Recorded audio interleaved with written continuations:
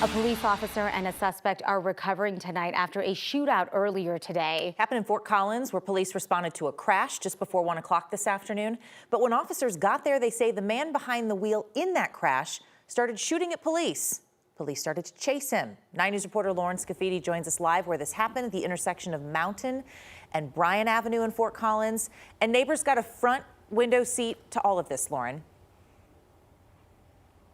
Just a few minutes ago, we watched a tow truck carry away that car that crashed. Car's gone, but you can still see some of the evidence markers here on the curb. It's these yellow arrows pointing that way because parts of the tire were right here where I'm standing, and then the car was a couple feet behind me. Fort Collins police say they responded to a crash here at this intersection. A neighbor tells me she heard that there was an accident nearby, so she went to go see if anyone needed help. That's when she says she saw a man get out of the car with a lot of blood on his head and a gun in his hand.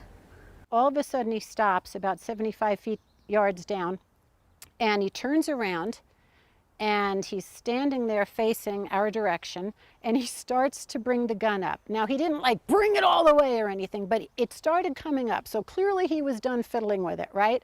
And just at that moment, you hear the sirens of the police and the fire coming from two different directions.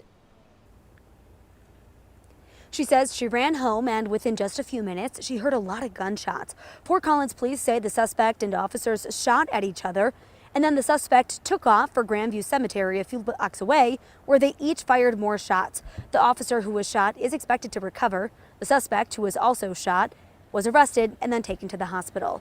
We have asked the sheriff's office how they're both doing, but we haven't heard back, and it's not clear how this crash happened or what may have been going on with the suspect. Live in Fort Collins, Lauren Scafidi, 9 News.